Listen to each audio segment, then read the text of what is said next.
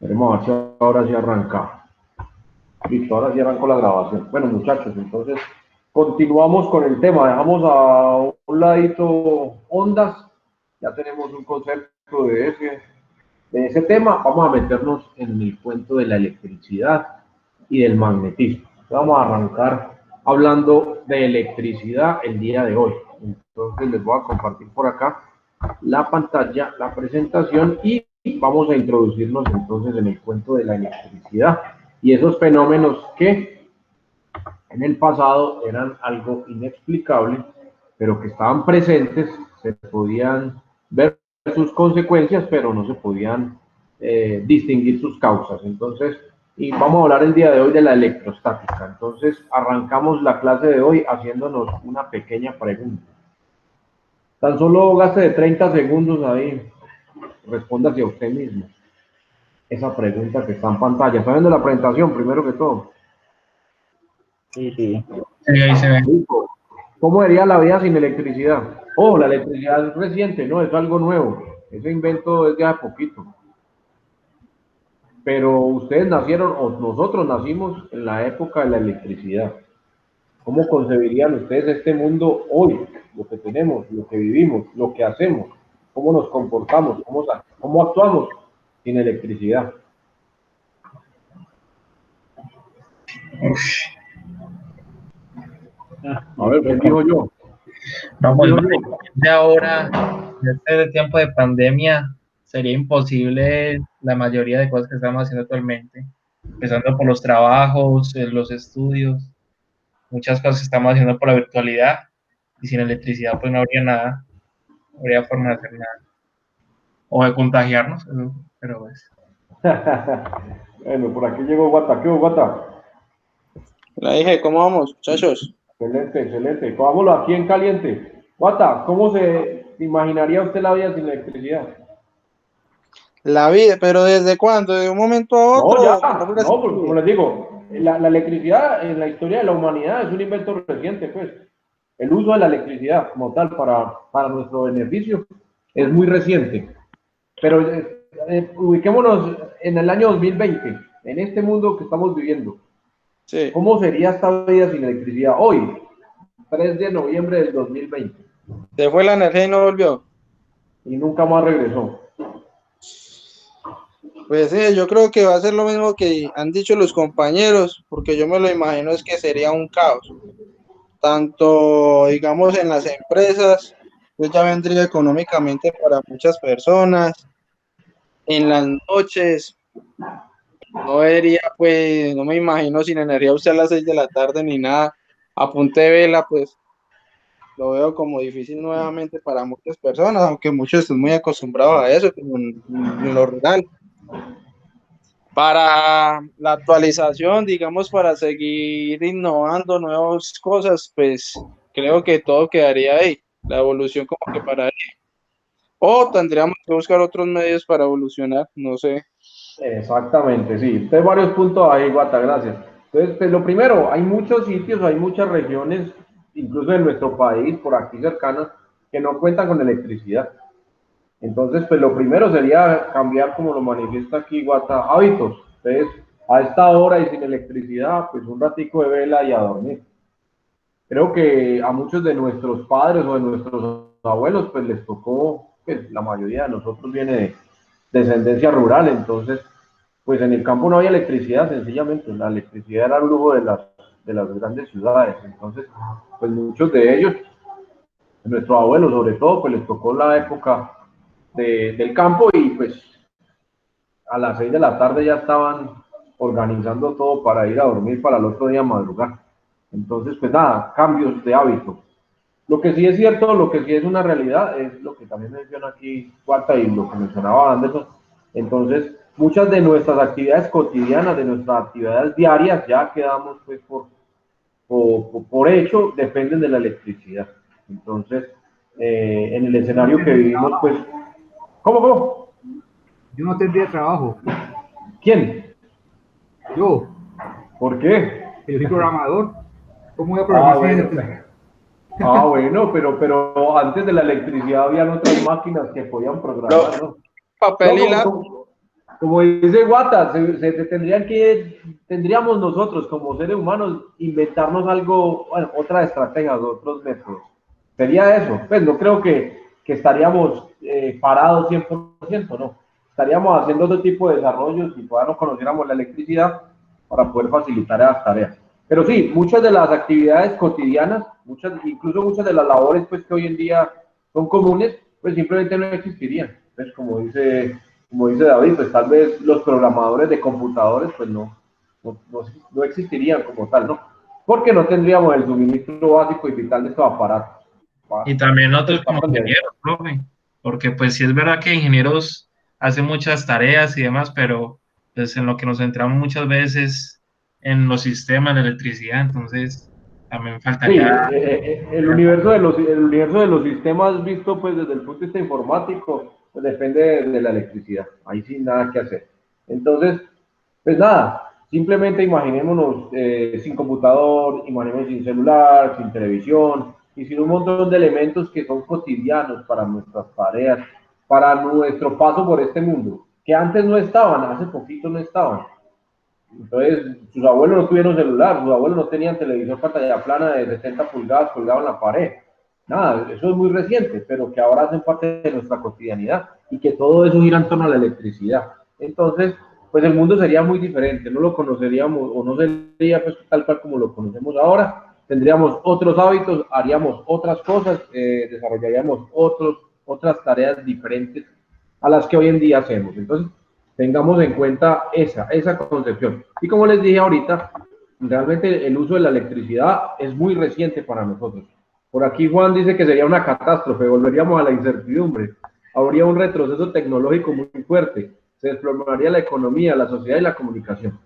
Si lo miramos así como los planteo, hoy, 3 de noviembre, 7 de la noche, se va la energía, la electricidad y nunca más tenemos suministro eléctrico, sí, sería todo esto y mucho más de lo que menciona aquí Juan.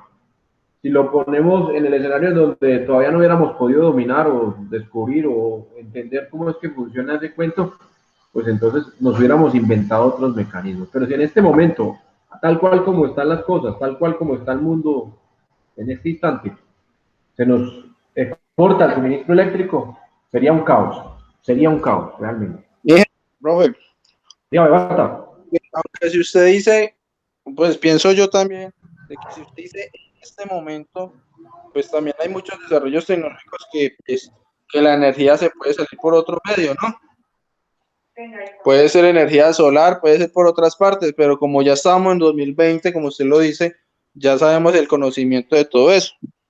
Uh-huh. Sí, claro, ya hoy tenemos, gracias a Dios, diferentes mecanismos para poder generar la electricidad, ¿no? Y pues ya tenemos el conocimiento de cuáles son los principios básicos que rigen esto, que es lo que vamos a ver ahorita. Entonces, pues nada, arrancamos con ese pequeño escenario, esa pequeña pregunta hipotética para hablar o introducirnos al tema. Entonces, pues, lo primero que tenemos que respondernos es qué es la electricidad.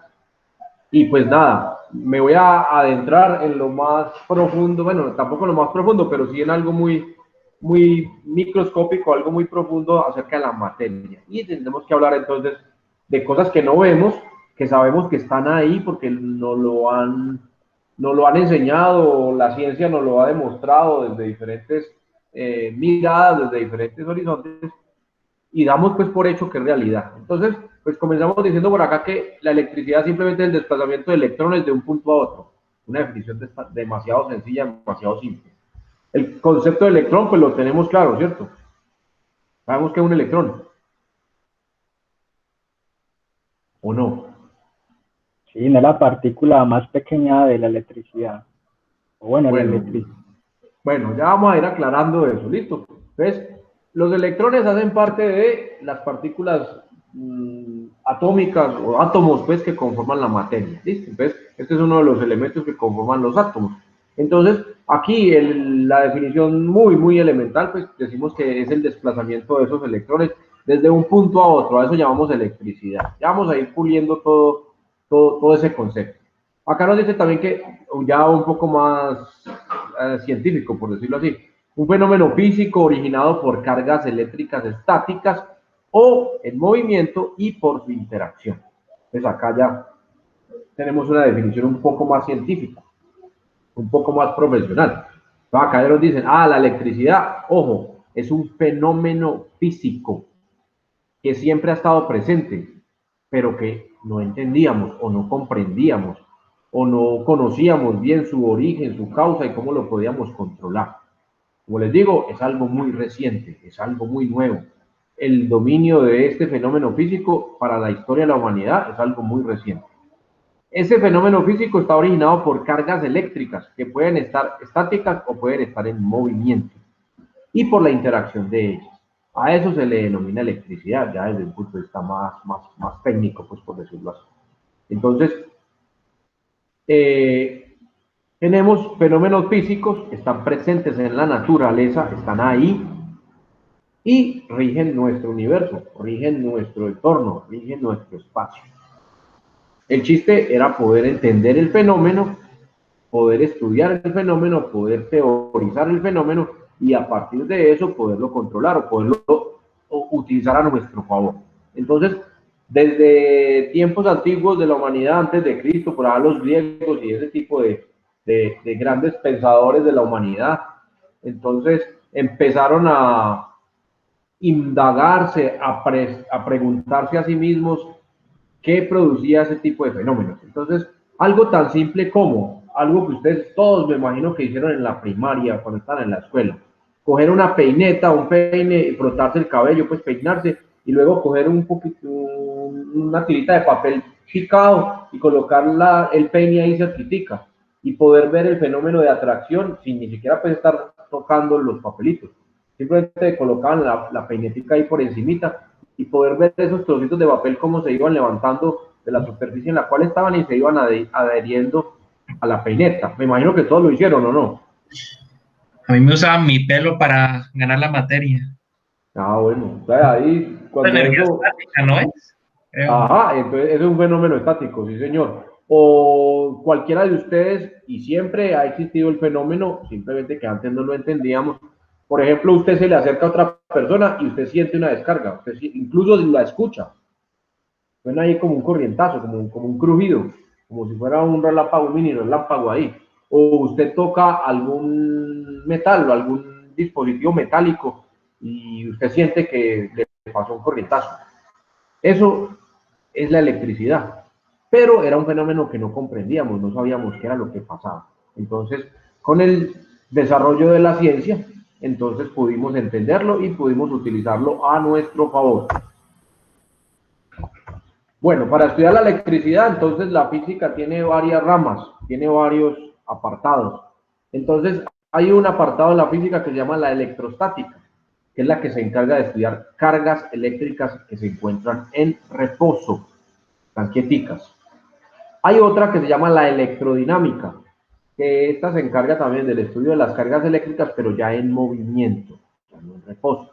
Aquí ya tenemos un movimiento de cargas. Y finalmente tenemos otra rama de la física que se llama el electromagnetismo y estudia esta señorita la relación que existe entre la corriente o las corrientes eléctricas y los campos magnéticos.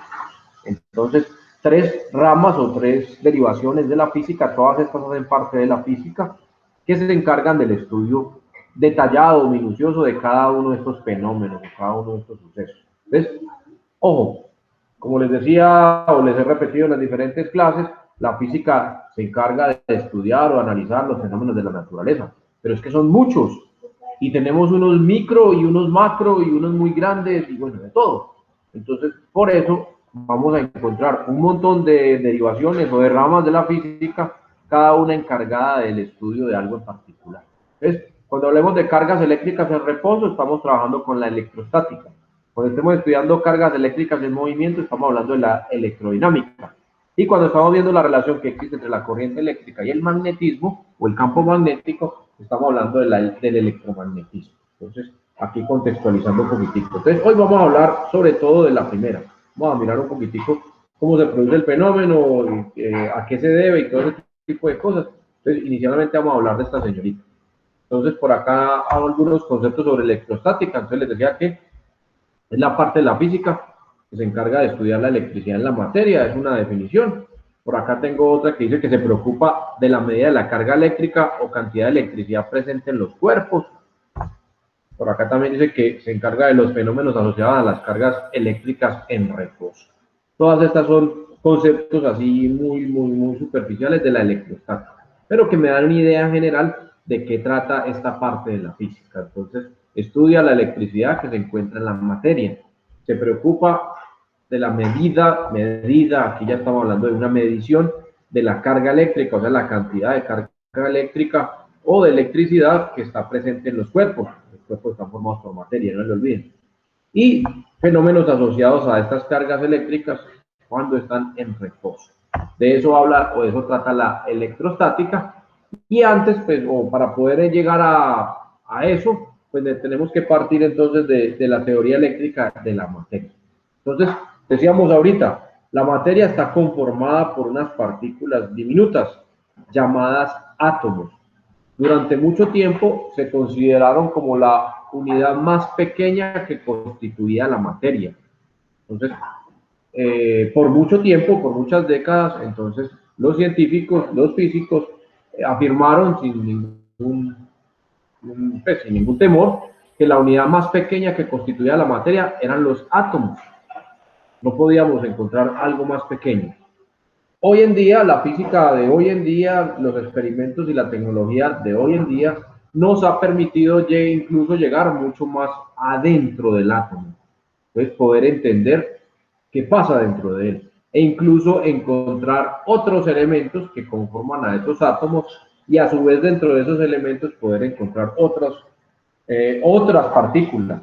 Entonces, inicialmente o desde hace algunas décadas atrás nos han dicho que los átomos son las unidades más pequeñas y que están conformadas o constituidas por protones, por neutrones y por electrones.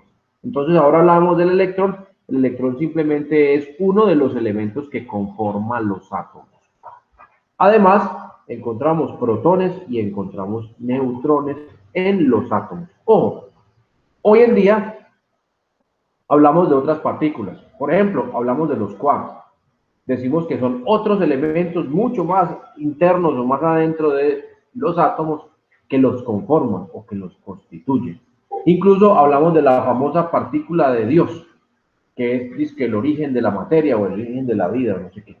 Los físicos están metidos en ese cuento, en esa carreta, tratando de ir un poco más allá.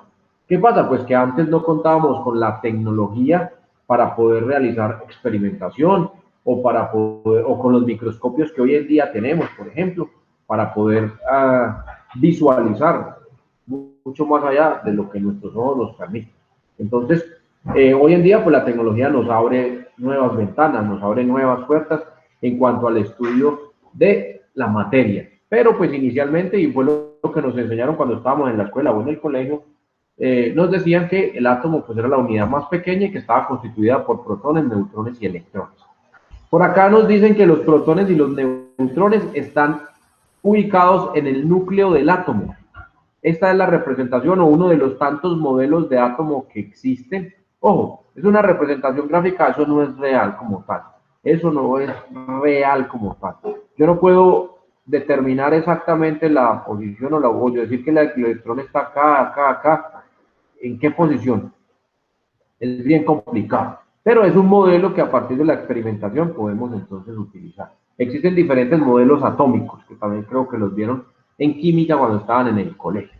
Por lo pronto, pues aquí nos dicen que en el núcleo del átomo, y eso sí concuerdan todos los modelos, encontramos los neutrones y los protones, que están ubicados en el núcleo del átomo.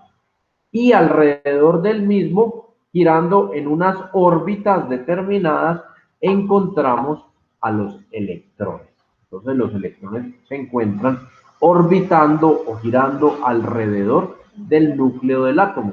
Y en el átomo se encuentran los protones y los neutrones. Acá nos dice que en el centro del átomo es donde está concentrada prácticamente toda la masa del átomo. Está acá. Y los electrones, como les decía, se encuentran orbitando a una gran velocidad alrededor del núcleo. Yo no puedo coger un microscopio, por ejemplo, y observar y ver esto en el microscopio. Estos son aproximaciones, son modelos que se crean para poder entender el átomo como tal. Él va dejando una huella, o la mayoría de las experimentaciones que se hacen para construir este modelo es seguir la huella de, pues estos que están ahí, pues no son tan complicados. Los complejos son estos que viajan a grandes velocidades describiendo unas órbitas. Entonces, según algunos experimentos, entonces podemos ver la huella que deja el electrón y poder entender que su movimiento es así, elíptico, alrededor del núcleo del electrón, del átomo, perdón, alrededor del núcleo del átomo. Entonces, pues nada, siguiendo el patrón, siguiendo las huellas. Esto lo podemos proyectar desde lo micro hasta lo macro. Entonces tengan en cuenta que el sistema solar, por ejemplo, tiene una estructura parecida a esta, donde en el centro tenemos al Sol y alrededor de él tenemos orbitando, no en círculos, sino así en figuras elípticas, los diferentes planetas, incluido el nuestro, ¿no? Entonces, esto lo podemos ver desde lo micro, como les digo, hasta lo macro. Entonces, más o menos hay un patrón coherente en el universo. Entonces, aquí estamos hablando entonces de lo micro, estamos hablando del átomo, y entonces decimos, en su núcleo se encuentran los protones, los neutrones, y alrededor de él se encuentran orbitando los electrones. Nos dice la física ya, la ciencia nos dice que los protones son las partículas que están cargadas positivamente en el átomo. Entonces ya empezamos a hablar de carga. Entonces acá empezamos a distinguir uno de los tres elementos fundamentales del átomo, que son los protones, y asumimos o decimos que están cargados positivamente. Otros, los que orbitan, que se llaman los electrones, están cargados negativamente. Y los neutrones, que también están en el centro, no tienen o no presentan ningún tipo de carga. Entonces, a ese fenómeno que llamamos electricidad, se origina o surge o parte desde el átomo, desde esta minúscula o diminuta partícula que constituye a la materia. Son fenómenos, la electricidad es un fenómeno atómico. Entonces, partimos desde la unidad más chiquita o desde la unidad fundamental de la materia, hasta hace algunos tiempitos llamaba átomo.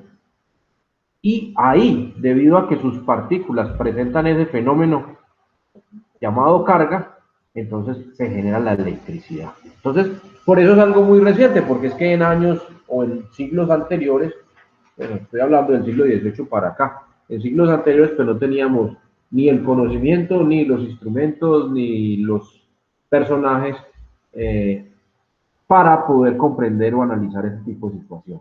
Hoy en día pues ya tenemos un montón de recursos que nos permiten comprender de una mejor manera ese fenómeno, porque es un fenómeno subatómico, es un fenómeno atómico, por eso antes era bien complejo.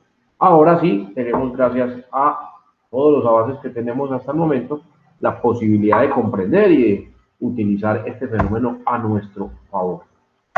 Bueno, un átomo tiene el mismo número de electrones que de protones.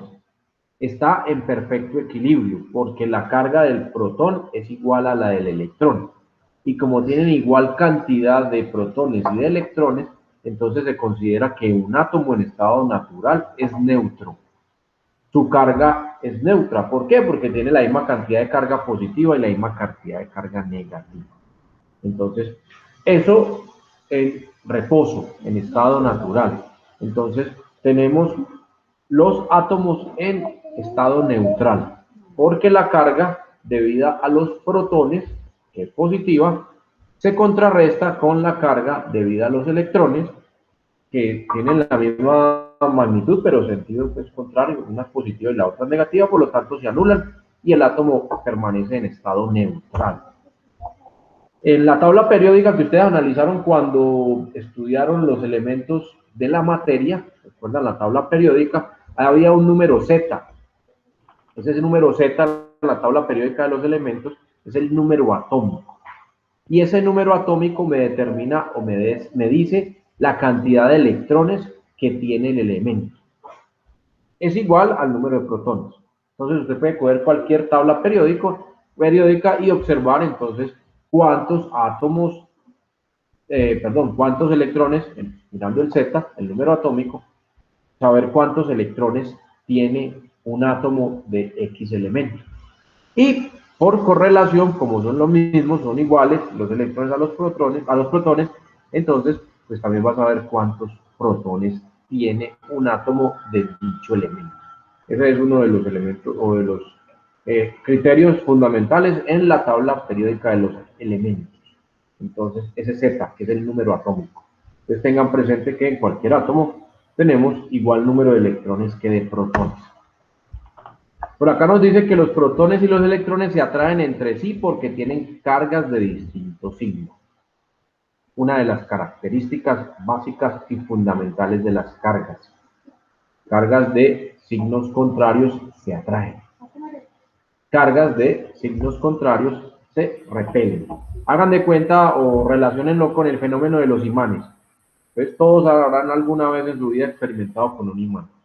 Entonces, polos opuestos se atraen, polos iguales se repelen en un imán. Entonces, acá con las cargas sucede exactamente lo mismo con las cargas eléctricas. Por eso los electrones no salen volando, no se van del átomo, porque entonces ahí se desbalancea el átomo como tal o la partícula. Entonces, mantienen en perfecto equilibrio. ¿Por qué? Porque la carga de los protones y la carga de los electrones se atraen entre sí por tener signos contrarios. En cambio, las partículas, antes lo que les decía, las partículas que tienen cargas del mismo signo se repelen. Entonces tengan en cuenta esa característica o esa condición cuando se presentan fenómenos de tipo eléctrico. Las de igual carga se repelen, las de carga de signo diferente se atraen. Entonces, si vamos a la matemática, ley de los signos opuestos, entonces dale, bueno, mentira, ya no hay la relación acá, ya ven que lo que tiene. Signos contrarios se atraen, signos iguales se repelen, en este caso de las cargas eléctricas. La fuerza que actúa entre ellos en ese fenómeno de atracción o de repulsión se denomina fuerza eléctrica. Entonces acá ya empezamos a ver fenómenos eléctricos. Ese fenómeno eléctrico se debe entonces a las fuerzas que se presentan entre las partículas del átomo, entre los protones y los electrones. Pues ahí está el fundamento de lo que nosotros conocemos como electricidad. Allá en el átomo, allá en las partículas del átomo, en los protones y en los electrones. Esa fuerza que actúa entre ellos se denomina fuerza eléctrica y de ahí parte el concepto de electricidad. Nos dice por acá que la carga del electrón es la unidad fundamental de la electricidad. Entonces tomamos la carga de un electrón como unidad fundamental de la electricidad. Ahorita hablamos de cuánto equivale y en qué unidades se mide. Tengan en cuenta que la carga de un electrón es igual a la carga de un protón, pero de signo contrario simplemente. Y por convención hablamos que el electrón tiene carga negativa, luego le ponemos el menos, y que el protón tiene carga positiva. Para que lo vayan teniendo en cuenta. Bueno, aquí tenemos entonces esta pequeña tablita donde encontramos los tres elementos fundamentales del átomo, su masa y su carga. La masa está en kilogramos, estamos hablando del Sistema Internacional de Medidas. La masa entonces en el Sistema Internacional se da en kilogramos y la carga eléctrica, ojo, esto es carga eléctrica en el Sistema Internacional de Medidas, se da en unas unidades que se llaman o se conocen como los coulombs y se representan con la C mayúscula, coulombs. Entonces nos dicen que la carga del electrón, que el electrón tiene una masa de 9.1 por 10 a la menos 31 kilogramos. Ojo, 10 a la menos 31. O sea, después o antes de este 9 coloquen 31 ceros. Y entre el primero y el segundo le ponen una coma. Una cosa ínfima, ¿no? Que su carga es de menos 1,6 por 10 a la menos 19 coulombs. Esa es la carga de un electrón. También es una cosa insignificante, es una cosa minúscula, ínfima. Estamos hablando de un electrón solito, ¿no? El protón tiene una masa de 1,67 por 10 a la menos 27. Si ustedes comparan estas dos masas, pues se van a dar cuenta que la masa del protón es mayor que la del electrón. Por eso ahora les decía que en el núcleo del átomo se concentra la mayor parte de la masa del átomo, porque el protón tiene una masa muy superior a la del electrón. La carga del protón, como les dije ahora, es exactamente igual a la del electrón, pero con signo contrario, signo positivo. 1,6 por 10 a la menos 19 coulombs. Y el neutrón tiene una masa igual a la del protón, 1,67 por 10 a la menos 27 kilogramos, y tiene carga neutra, cero, nula, no tiene carga. Datos o valores típicos de un electrón, un protón y un neutrón. Entonces, para que tengan en cuenta o para que dimensionen de qué estamos hablando. Simplemente miren los valores y se darán cuenta de que son cosas supremamente pequeñitas, pero que están ahí y que están presentes y que rigen muchas de las cosas que hoy en día son nuestra cotidianidad. Entonces, tengámoslo ahí presente. Por eso la pregunta con la cual arranqué. Porque a partir de estas cosas que son imperceptibles para nosotros, en condiciones normales, rigen muchas de las cosas que hoy disfrutamos y tenemos. Entonces, ojo con eso. Carga eléctrica. Nos dice aquí que cuando hablamos del concepto de carga eléctrica, entonces un átomo puede ganar electrones. Ojo, un átomo puede ganar electrones y quedar cargado negativamente.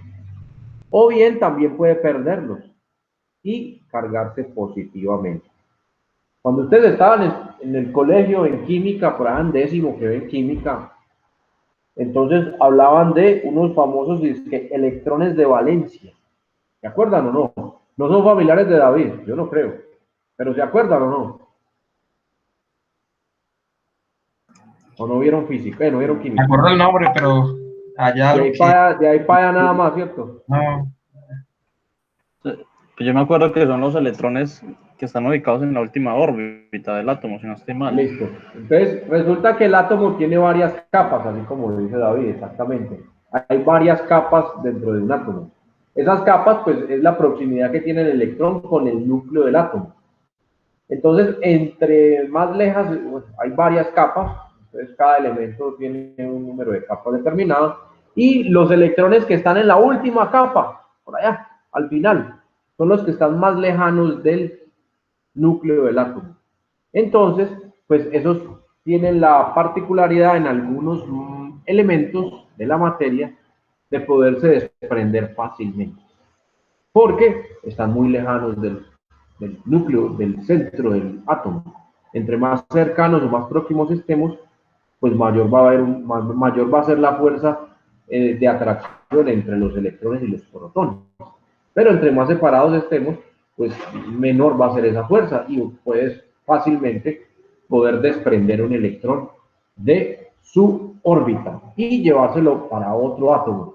Entonces, cuando un átomo gana electrones, queda cargado negativamente porque ya no va a tener la misma cantidad de protones que de electrones.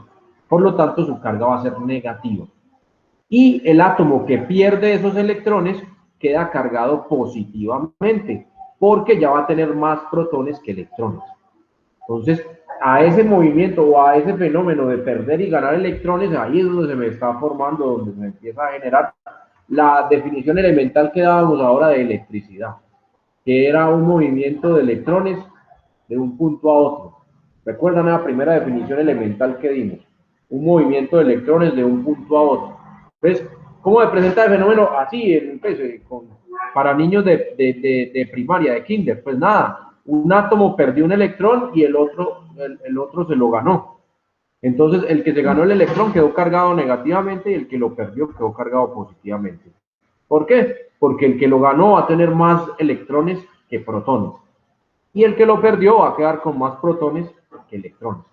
Y recuerden que en condiciones naturales o normales, pues el átomo debe estar en equilibrio. Ya su carga debe ser neutra, porque tiene igual número de electrones y protones. Entonces, muy básico, muy elemental. Entonces, cuando hablamos de una carga positiva es porque el átomo perdió electrones.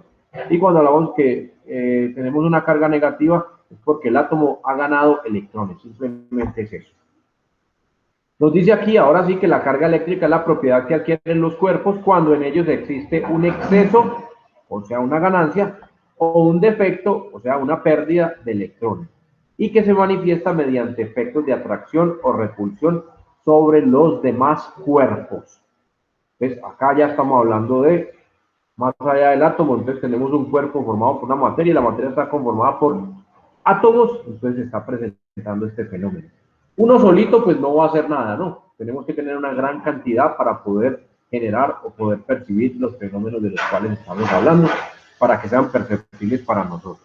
Entonces, esa última capa en los átomos, perdón, entonces alberga en ciertos materiales, en ciertos elementos, unos átomos, unos electrones, perdón, que están ligados a su núcleo de una forma muy débil. Entonces, fácilmente se pueden desprender y se los puede ganar otro átomo. Entonces, para tener en cuenta, esa es la base o ese es el concepto básico y fundamental de esto. Entonces, podríamos decir que vamos a tener un movimiento de electrones, que un átomo va a perder, otro va a ganar, y eso se va a seguir replicando, y eso se va a seguir replicando, y eso se va a seguir replicando. Entonces, un átomo pierde, el otro gana, un átomo pierde, otro gana, un átomo pierde, otro gana. Y entonces ahí es donde empieza a generarse ese movimiento de electrones. Y eso es lo que me produce lo que conocemos como electricidad.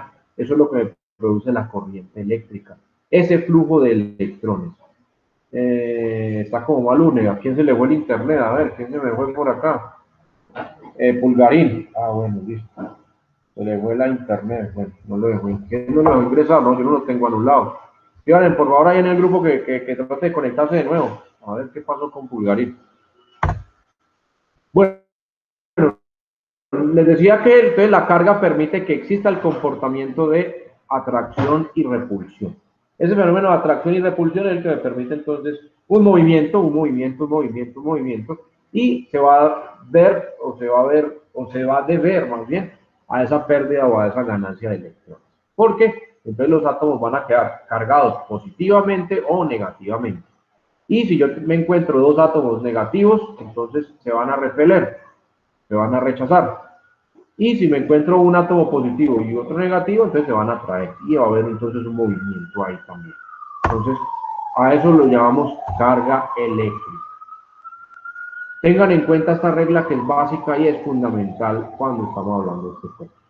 Nos dice que la regla fundamental y básica que subyace a todo fenómeno eléctrico nos dice lo siguiente. Ojo, las cargas eléctricas iguales se repelen y las opuestas se atraen. No se les olvide eso, que ya lo he repetido 4, 5, 6 veces en este momentito. Entonces, las que tienen igual signo de cargas iguales, pues se repelen. Negativo y negativo se repelen, o positivo y positivo se repelen.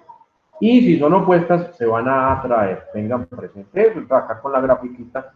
Ustedes lo pueden ver, aquí pues esta bolita, cada una de estas representa una carga simplemente. Pero pues yo les digo a ustedes, pues simplemente hagan el ensayo con los imanes.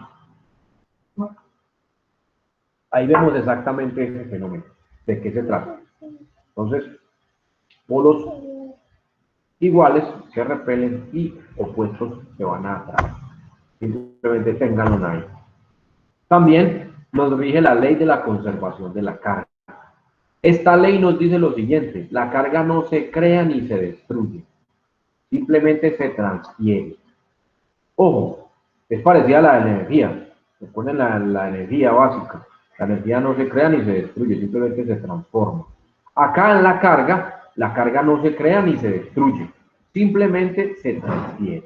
Se va transfiriendo de un elemento a otro, se va transfiriendo de un elemento a otro, una partícula a otra. Simplemente es eso. Yo pierdo un electrón y otro lo gana. A su vez, ese puede ganar más o puede perder otros y írselo cediendo a otras partículas, a otros átomos. Entonces, lo único que se hace es transferirla, pero ni se crea ni se destruye. Entonces, eso siempre va a tener, si yo tuviera un espacio cerrado, entonces siempre vamos a tener la misma carga en ese espacio cerrado. Lo único que vamos a ver es que se va a transferir de un átomo a otro, de una partícula a otra, en ese espacio cerrado. Y entonces va a haber un flujo ahí de electrones. Pero simplemente un movimiento de cargas. Pero la carga total va a ser la misma en todo momento. Porque no vamos a generar más carga ni vamos a perderla tampoco. Ni se va a destruir. Esto se cumple entre los átomos, eso se cumple entre las moléculas. Recuerden que una molécula está formada por átomos. Esta ya es una estructura más grande. Las moléculas están formadas por átomos, y entre los cuerpos están formados por moléculas. Entonces, esta ley de conservación de la carga está presente. desde lo minúsculo hasta lo grandotote. Ahí se cumple esa condición. La carga no se crea ni se destruye, simplemente se transfiere, nada más. Entonces, por acá lo que les decía ahorita, la suma de todas las cargas dentro de un sistema cerrado es la misma, es constante. Así este movimiento, así esté pasando de una partícula, de una molécula, de un átomo, de un cuerpo a otra, que ese sistema está cerrado, la carga que está dentro de ese sistema es constante, es la misma. Lo único es que va a estar en movimiento, pero no vamos a tener ningún cambio en la carga, va a ser siempre la misma, va a ser constante. Un fenómeno denominado electrización. Entonces, pues creo que todos lo hemos experimentado también. Entonces nos dice por acá que en cualquier momento o en muchas oportunidades hemos sentido este fenómeno. Cuando usted se peina, usted mira que si a la peinetica ahí trata de levantarse el pelito, entonces ahora los muchachos usan aguapanela o moco de gorila, no sé qué. Antes con la peinetica tratan de dejárselo ahí arriba. El corrientazo, eso cuando tocamos cuando usted toca la nevera, bueno, las de ahora ya no, las de antes. Bueno, antes no había polo a tierra en la instalación eléctrica de una casa. Entonces, yo tocaba la estufa de la casa, un corrientazo. Tocaba la nevera, un corrientazo. Tocaba la lavadora, un corrientazo. Me imagino que algunos de ustedes han sentido o experimentado ese fenómeno. Con el computador, los de torre, cuando a veces uno lo va a destapar o le va a hacer mantenimiento, no sé qué. Por eso le recomiendan a los técnicos utilizar esa pulserita de descarga electrostática para descargar el cuerpo. Entonces, a veces uno está manipulando el aparato y uno siente su corrientazo ahí cuando toca el chasis. ¿Por qué? Se presenta este fenómeno que se llama electrización. Nos dice pues que este fenómeno se denomina electrización, esos ejemplos que les estoy colocando, y consiste en el poder de atracción que adquieren los objetos después de ser frotados. Entonces, hay varios mecanismos para generar este fenómeno, electrización. Por ejemplo, en la imagen vemos una famosa bola, que es la de Van der Graaf, no sé si la habrán visto por ahí en algunos experimentos, que genera una carga y al la persona tocarla, entonces simplemente le para los pelos de punta, ¿no? Se le paran todos los vellos, incluso los de los brazos, no solamente los del cabello. Entonces, existen varios mecanismos o varias formas para electrizar un cuerpo. Una muy fácil es por fricción, ¿ves? Al frotar dos cuerpos. Entonces, usted puede, por ejemplo, frotar la peinetica con una lana. También funciona. Usted frota la peinetica con una lana y también coge los papelitos y a eso se van pegando ahí bien bueno. O frote un globo inflado con un trapito, como el que nos mostraba Anderson, un globito de esos inflados que nos mostraron en el experimento de 8 días. Frótelo con un trapito y luego acérquele los papelitos y ellos también se van a ir pegando el globito. Entonces, una es por fricción, cuando se frotan dos cuerpos. Otra forma de electrizar un cuerpo es por contacto, cuando un cuerpo toca a otro. Entonces, hay cuerpos que están cargados. Por ejemplo, la torre del computador está cargada y yo voy a manipularla. Entonces, cuando toco la torre o cuando toco la estufa o cuando toco la lavadora, entonces el aparato o el cuerpo estaba cargado, se descarga conmigo, porque la diferencia de cargas va a ser, pues, la carga del aparato y la mía va a ser diferente, y entonces yo voy a recibir ese exceso de electrones que tiene el aparato o el dispositivo, el otro cuerpo, y simplemente se descarga a través de mí, por poner un ejemplo. Entonces, cuando un cuerpo toca a otro, entonces por contacto. Y el otro es por inducción. Aquí no hay necesidad de haber contacto físico. Simplemente cuando un cuerpo cargado se aproxima a otro sin necesidad de tocarlo, también se produce ese fenómeno de electrización. También pasa con las personas. Ojo, a veces yo le doy la mano a otra persona y siento el corrientazo. Otras veces, sin ni siquiera tocarlo, pasamos por un lado y se siente la descarga. Me imagino que todos lo han experimentado, todos lo han vivido. Y se escucha como ese chasquido, como ese crujir ahí. Uno que mantenía muy cargado era el ingeniero Muñeca. Ese berraco uno no le podía arrimar porque de una se descargaba con cualquiera que le arrimara. ¿Recuerdan o no? No escuchaban a los chasquidos de Muñecas, mantenía más cargado. No sé si era por su negocio, por qué, pero mantenía con una carga eléctrica bien poderosa. Entonces, tenemos estos tres mecanismos o estas tres formas para electrizar un cuerpo. ¿Qué es lo que hace? Pues simplemente alinear sus electrones, y los que están cargados negativamente quedan para un lado, y los que están cargados positivamente quedan para el otro lado, y cuando se presenta alguno de estos fenómenos, entonces al tener contacto con otro cuerpo que tiene el fenómeno contrario, entonces simplemente se produce el fenómeno de electrización ahí, en ese instante o en ese momento. ¿Lo han vivido? ¿Lo han experimentado o no? Cuéntenme a ver.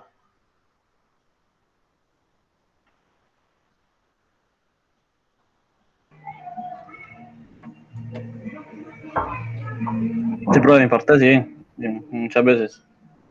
Las mujeres lo sienten mucho y cuando están enamoradas, sienten un corrientazo cuando ven al amor de la vida. Eso dicen. Ah, es un fenómeno eléctrico.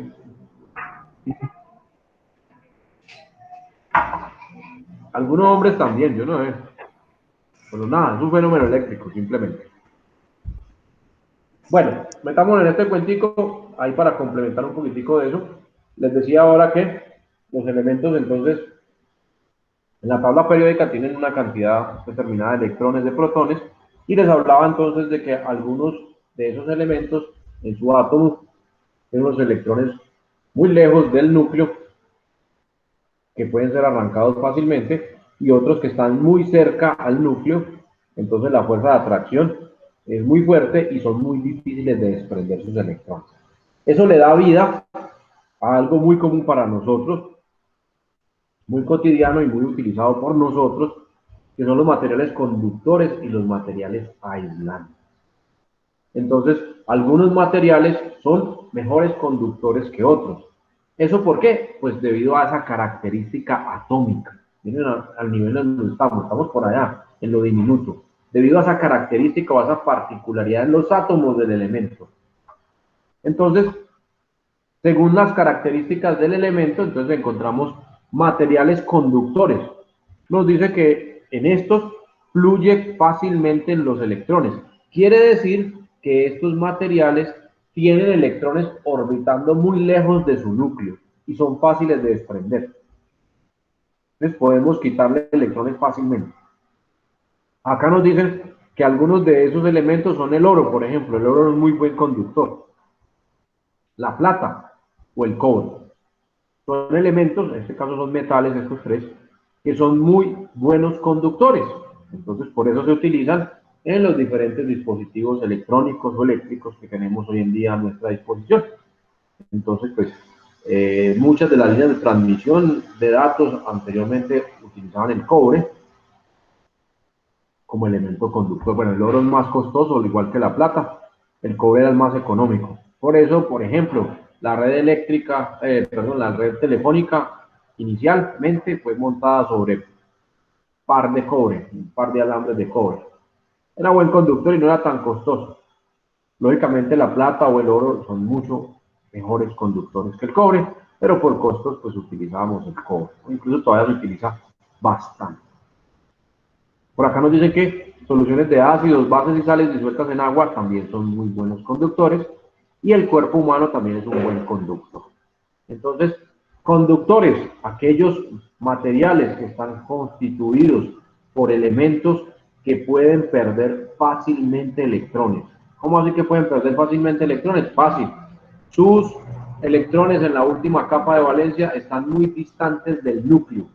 Por lo tanto, la fuerza de atracción de los protones y los electrones es muy débil y fácilmente otro átomo puede extraer o puede ganarse, pues, por no decir robarse, pues, ese electrón de ese átomo. Entonces, esos materiales se denominan conductores. Aquellos donde se pueden perder o donde su átomo puede perder fácilmente electrones. Eso se ve reflejado en que hay una facilidad para fluir electrones.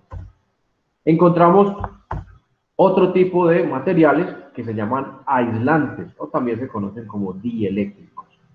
Estos materiales entonces tienen una característica completamente opuesta, donde los electrones no se mueven libremente. Entonces, si lo vemos a nivel atómico, a nivel microscópico, pues vamos a tener que estos elementos tienen sus electrones muy cerca al núcleo del átomo. Por lo tanto, es muy difícil hacer que pierdan electrones. Entonces, aquí, en esos materiales que tienen ese tipo de elementos, no va a haber movimiento de electrones, por lo tanto no va a haber flujo de corriente eléctrica, por lo tanto se denominan aislantes, porque por ahí no fluye la corriente eléctrica. ¿Por qué? Porque esos electrones están muy arraigados del núcleo del átomo y por lo tanto no es fácil desprenderlos y no va a haber movimiento de ellos. Y al no haber movimiento de electrones, pues no va a haber flujo de corriente eléctrica. Simplemente es eso. Acá nos dan algunos ejemplos de materiales que son aislantes: la madera, el vidrio, el caucho, el corcho, los plásticos, la porcelana, la seda, la mica, el papel, entre muchos otros más. Elementos o materiales que su conformación en sus elementos básicos tienen electrones que están muy próximos al núcleo del átomo y por lo tanto no va a haber movimiento de los mismos, para que comprendan y entiendan eso. Tenemos otros que se denominan semiconductores. Estos señoritos se comportan como aislantes y como conductores al mismo tiempo. Bajo unas condiciones funcionan como aislante y bajo otras condiciones cambian su estado y se convierten en conductores. Entonces, estos materiales son los que normalmente utilizamos en los dispositivos electrónicos. La mayoría de dispositivos electrónicos utiliza materiales semiconductores. Por ejemplo, el silicio, por ejemplo, el carbón. Los transistores, por ejemplo. Hablemos de los transistores. Un computador, pues su núcleo central es la CPU, bueno, el procesador. Un procesador no es más que una reunión de millones de transistores. Son switches. Un transistor es un switch que prende y apaga, o que se cierra y que se abre. Hagan de cuenta el switch con el que usted prende la luz. Entonces, un transistor simplemente es un switchecito como ese. Y resulta que ese señor cambia sus propiedades o cambia sus características dependiendo de la excitación que recibe en sus terminales, o sea, la polarización. Entonces, para cierta polarización se cierra el switch y permite el paso de la corriente, y para otro valor de polarización se abre el switch y no permite el paso de la corriente. Entonces, por eso son aislantes y por eso son conductores al mismo tiempo. Dependiendo de su polarización, entonces se va a comportar como aislante o se va a comportar como conductor. Y un microprocesador o un procesador de un computador, pues como les digo, es la colección o es la reunión de millones de transistores, un montón de switches prendiendo y apagando, prendiendo y apagando. Y están formados o están conformados por materiales semiconductores, normalmente silicio. Y tenemos y encontramos un último grupo de materiales que son los superconductores. Estos ya a nivel experimental. Tenemos materiales que a temperaturas cercanas al cero absoluto. El cero absoluto es el cero en la escala de grados Kelvin. El cero absoluto para su conversión a grados Celsius es de menos 273 grados Celsius. Una temperatura supremamente baja. ¿Por qué se considera cero absoluto? Porque a esa temperatura la materia queda completamente estática. No va a haber ningún tipo de movimiento en la materia. Todo se detiene. Entonces, algunos materiales que se llegan o que se llevan a una temperatura cercana, no se puede, bueno, no llevándolo al cero absoluto, pero a una temperatura muy cercana al cero absoluto, ahí no presentan ningún tipo de resistencia al flujo de electrones. Quiere decir que sueltan sus electrones, los átomos de ese material sueltan libremente sus electrones, sin ningún problema, sin ninguna resistencia, sin ninguna oposición. Entonces, a ese tipo de materiales se les denomina superconductores. Un ejemplo de él es el estaño. A nivel experimental, entonces se tienen pruebas o se tienen aplicaciones de este tipo de material. Pero tengan en cuenta las características del medio en el cual se presenta. Temperaturas cercanas al cero absoluto, o sea, de próximas a menos 273 grados centígrados. Es una temperatura muy baja. Entonces, esas características o propiedades de la materia me permiten hablar de estos. Y todos estos que acabo de mencionarles, pues hacen parte de nuestra cotidianidad. ¿Por qué? Porque es que todos los dispositivos eléctricos o electrónicos utilizan este tipo de materiales.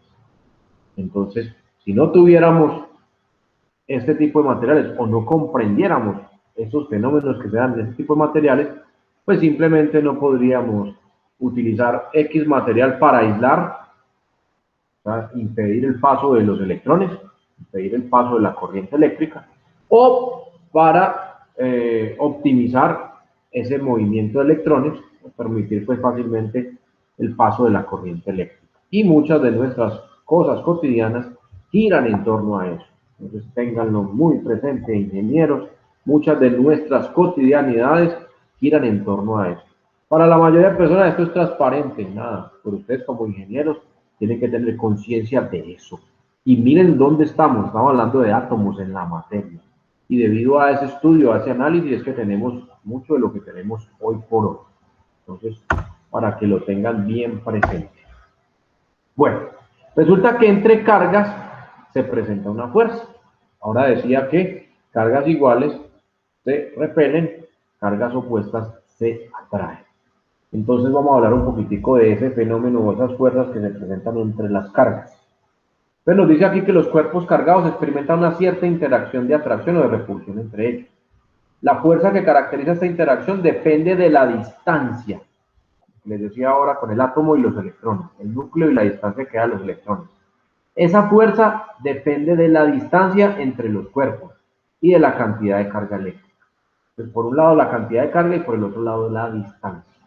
Son los factores claves para determinar, o que determinan más bien, la fuerza que se puede producir entre cargas.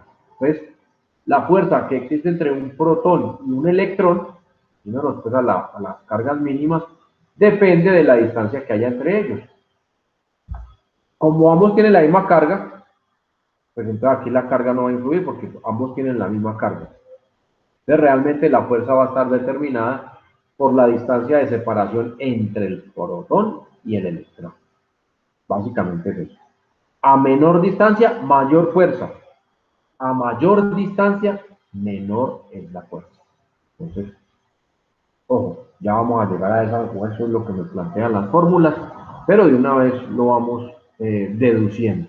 Entre más cerquita esté una carga de la otra, o sea que la distancia sea menor, pues mayor va a ser la fuerza que interactúa entre ellas. Y entre más distancia exista o entre más separadas estén, pues menor va a ser la fuerza entre ellas. O sea que la fuerza es inversamente proporcional a la distancia. Tengan ahí ese concepto.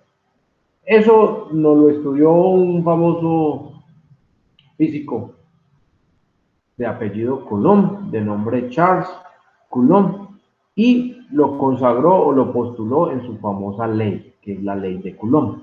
En honor a este señor, por eso la carga se maneja en unidades de Coulomb, simplemente en honor a este físico del siglo XVIII. Entonces nos dijo este señor, nos postuló este señor, las fuerzas eléctricas de atracción o de repulsión entre dos cargas puntuales, Q1 y Q2, así las llamó, dos cargas cualquiera, es directamente proporcional al producto de sus cargas, o sea, la multiplicación, e inversamente proporcional al cuadrado de la distancia que las separa. Ahorita les decía, esa fuerza es inversamente proporcional a la distancia.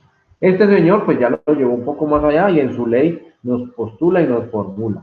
La fuerza eléctrica de atracción o de repulsión entre dos cargas es directamente proporcional al producto, o sea, la multiplicación de las cargas, e inversamente proporcional al cuadrado de la distancia que los separa. Esta ley en matemáticas o en un modelo matemático o en una fórmula se expresa de la siguiente forma. La fuerza es igual a K, que es la constante, ya les doy el valor de esa constante, la constante de Coulomb, multiplicado por Q1, que es el valor de la carga número 1, por el valor de la carga número 2, Q2, sobre la distancia, acá la llaman R, la distancia elevada al cuadrado. Es acá la constante electrostática y está dada en unidades de Newton por metro cuadrado sobre coulombs cuadrados. Su valor depende del medio material en el cual se encuentran las cargas. El valor normal que tomamos es en el vacío, y en el vacío esta acá vale 9 por 10 a la 9 Newton por metro cuadrado sobre Coulomb al cuadrado. Miren que este número es bastante grande, 9 por 10 a la 9, o sea, un 9 seguido de 9 ceros, un 9 seguido de 9 ceros, o sea, de 9, eso serían billones, serían 1000 millones, no, 1000 millones, 9000 millones, o sea, algo como la giga, por 10 a la 9 gigas, ¿sí? Serían 9000 millones, este valor es grandísimo. Esa es la constante electrostática en el vacío. Ella cambia cuando cambiamos de medio, cuando cambiamos de material. En el vacío tiene ese valor. Recordemos nuevamente, este señor Coulomb plantea de todos sus experimentos, de toda su formulación, de todas sus deducciones, que el valor de la fuerza de atracción o de repulsión entre dos cargas, Q1 y Q2, está determinado por el producto de las cargas sobre la distancia al cuadrado que separa a esas cargas, multiplicado por una constante electrostática K. Por acá nos dicen que la unidad natural de la carga eléctrica es el electrón. Pero, como es demasiado pequeñita, recuerden la tabla que les mostré ahora ratico, para propósitos prácticos, entonces adoptamos otra unidad, que es la Coulomb, los coulombs, los que les decía pues ahorita, que equivalen a la carga de unos 6 trillones de electrones. Ojo, la cantidad de electrones. Un coulomb es la carga que almacenan, que me producen 6 trillones de electrones. Estamos hablando de una cantidad considerable de electrones. Entonces aquí tenemos algunas equivalencias de la misma. Entonces, un coulomb es equivalente a 6,24, aquí me faltó, por 10 a la 18, acá no es por 1018, este es un superíndice, por 10 a la 18, me quedó faltando aquí. Entonces, 6,24 por 10 a la 18 electrones. Una cantidad inmensa. Por eso nos dicen que son casi 6 trillones de electrones. Manejamos subíndices o unidades equivalentes a, entonces, por ejemplo, hablamos del microcoulomb, que es por 10 a la menos 6.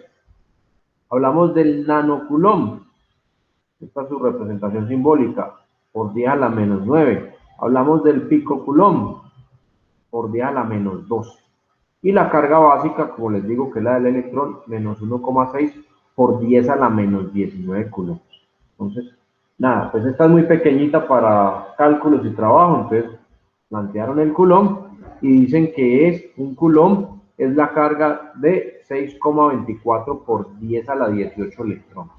O sea, este valor multiplicado por este valor de acá. Entonces, eso nos da el valor de un coulomb, dado pues en carga del electrón. Entonces, tenemos algunas de estas unidades que son las que se utilizan entonces en las aplicaciones, en los cálculos, y unos submúltiplos del coulomb, entonces microcoulomb, nanocoulomb, picocoulomb, dependiendo del exponente al cual multiplica. Entonces, esta es una letra griega mu, micro, coulomb, 10 a la menos 6, multiplicamos por 10 a la menos 6, los nanocoulombs por 10 a la menos 9, los picocoulombs por 10 a la menos 2. Simplemente unidades. Y recordemos que en el Sistema Internacional de Medida la carga se da en coulombs. Bueno, la fuerza eléctrica en otros materiales. Entonces, esa constante K que les mencioné ahora es en el vacío. Pero también decíamos que esa constante electrostática, depende del medio o del material. Entonces acá nos dice que la fuerza eléctrica depende de esa constante electrostática K, la cual se definió para el vacío, lo que teníamos allá, y que en términos prácticos es la misma para el aire. Entonces, si queremos calcular en el aire, pues tomamos ese mismo valor. Si el medio es otro, pues si ya no tenemos ni el vacío ni el aire, tenemos otro medio, esta constante presenta variaciones notables, de tal forma que la fuerza electrostática entre los cuerpos cargados presenta diferencias, variaciones. Según el medio, la constante K se expresa como, entonces, según el medio, 9 por 10 a la 9 newton por metro cuadrado sobre coulomb, esta es la unidad básica, sobre K sub D. esta K sub D es la constante dieléctrica del medio. Y dependiendo del medio, entonces, o del material, por acá aparece una tablita con algunos valores para eso. Entonces, en el vacío, esa constante dieléctrica K sub D vale 1. Entonces, ¿cuánto vale la K? Constante electrostática, pues vale lo mismo, 9 por 10 a la 9 newton por metro cuadrado sobre coulomb cuadrado, la que les había dado ahora, porque este denominador vale 1. Entonces acá, en el aire, pues prácticamente se toma igual. ¿Por qué? Porque la constante del aire, esta K sub D es 1,0001 no sé qué, aproximamos a 1, lo reemplazamos acá y nos da prácticamente pues lo mismo. Entonces, en el vacío, en el aire, la constante K es 9 por 10 a la 9. Para otros materiales ya, por ejemplo, el vidrio, entonces la constante dieléctrica es de 4,5. Entonces acá lo cambiamos por 4,5, hacemos la división. 9 por 10 a la 9 dividido entre 4,5. Ahí ya me modifica completamente el valor de K. En el aceite es de 4,6. En la mica, otro material, 5,4. En el agua es de 81. Entonces, simplemente cambiamos este valor acá y calculamos esta K. Y si necesitamos calcular la fuerza entre dos cargas, entonces calculamos primero esta K según esta tabla y luego nos devolvemos a la fórmula de la fuerza, que es esta. Esta K es esa que estamos calculando allá. Entonces ya multiplicamos ese valor de K que nos dio allá por las dos cargas y el resultado lo dividimos entre la distancia que separa las cargas elevada al cuadrado. Bueno, entonces esto para otros materiales. Miren todo lo que implica o todo lo que ha implicado el desarrollo de la electricidad.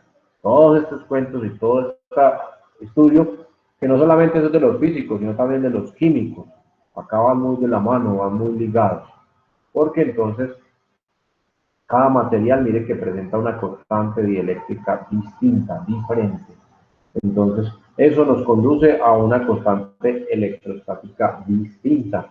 Y cuando vamos a calcular la fuerza entre dos cargas, pues tenemos que tener en cuenta el material. Esta tabla pues es mucho más grande, hay tablas mucho más grandes con una gran cantidad de materiales. Aquí simplemente por colocar una pequeñita.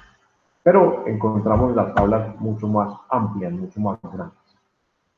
Bueno, hablemos del concepto del campo eléctrico. Entonces, ya hablamos del átomo, ya hablamos de sus protones, de sus electrones, ya hablamos de que si un átomo pierde electrones queda positivo y si gana queda negativo, y que eso ya visto desde un elemento, entonces, o desde una materia o desde un cuerpo, entonces me va a producir cargas positivas o cargas negativas. Ya hablamos de que la fuerza de atracción o de repulsión debido a esas cargas está determinada por la ley de Coulomb. Y también les mencionaba que esos fenómenos de electrización o de cargas o de alineación de cargas se pueden presentar de tres formas: por contacto, por fricción o por inducción. Vamos a hablar del fenómeno del campo eléctrico. Vamos como subiendo un poquitico más, enlazando todos esos conceptos básicos o elementales e irle dándole forma para llegar a lo que conocemos como la famosa electricidad. Entonces acá ya nos hablan de campo eléctrico y nos dicen que una carga, o una carga eléctrica, siempre se va a encontrar rodeada por un campo eléctrico. Siempre que tengamos una carga eléctrica, alrededor de ella va a haber un campo eléctrico. Nos dicen que el campo eléctrico es el espacio que rodea a toda carga. Eso se denomina o se conoce con el nombre de campo eléctrico. Es una especie de aura que se extiende por el espacio que rodea la carga. Como tener una aura ahí que rodea a la carga. Eso se denomina campo eléctrico. Acá otra definición ya más elaborada, dice que es la región del espacio alrededor de un cuerpo cargado donde se ejercen fuerzas eléctricas. A eso se le denomina el campo eléctrico. Entonces ya vamos saliéndonos, ya nos fuimos del electrón, ya hablamos de una masa o un cuerpo cargado y ahora estamos hablando de la región que rodea a esa carga o a ese cuerpo o a esa masa cargada. Se denomina campo eléctrico, ese espacio o esa región que rodea a la carga eléctrica. Se denomina campo eléctrico y en él se presentan fuerzas eléctricas. Nos dice,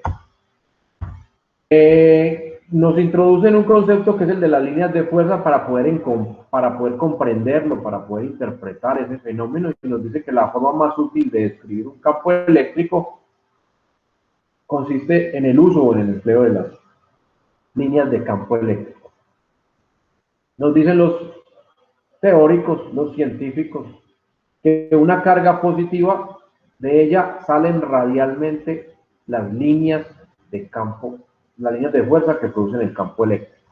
Entonces, tengo una carga positiva, de ella salen radialmente, en todas las direcciones, líneas de fuerza que producen el campo eléctrico. Entonces, esas líneas de fuerza en las cargas positivas salen, mientras que en las negativas entran.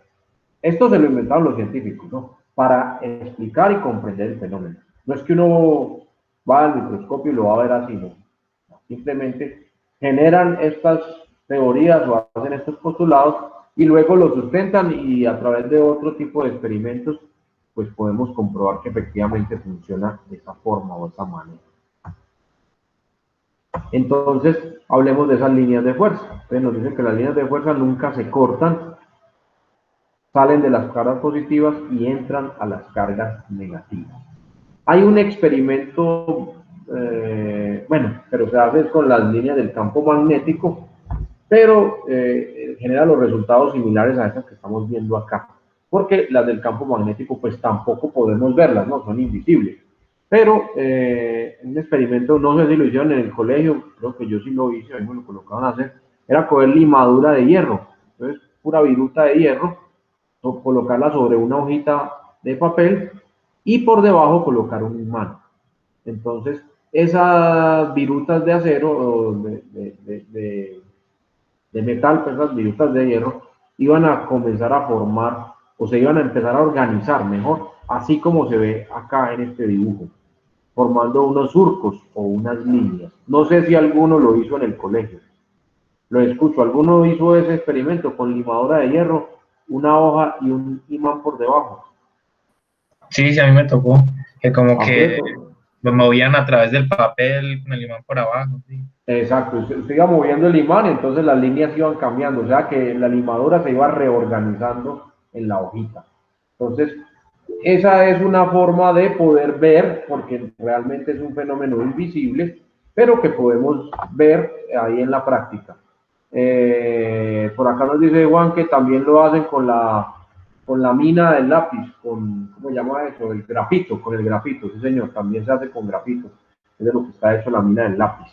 Sí señor Juan, también se hace con eso.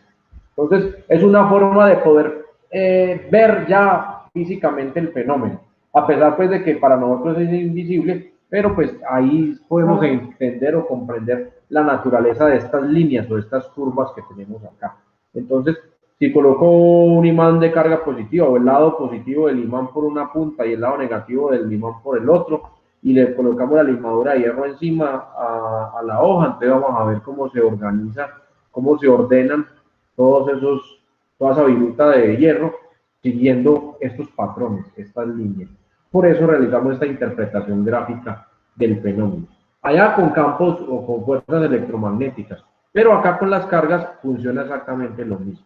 Y entonces nos dicen que estas líneas nunca se van a cortar, nunca se van a atravesar, y que de la carga positiva salen y que de la carga negativa ingresan. Eso así fue por convención general que tomaron los científicos.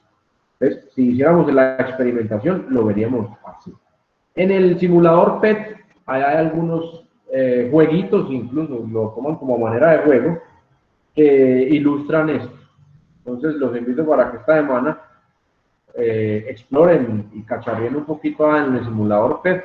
Se van a encontrar algunos que me demuestran, pues, o que me representan ahí gráficamente esta situación, este tipo de fenómenos. Ahí en el PET, ahí hay varios.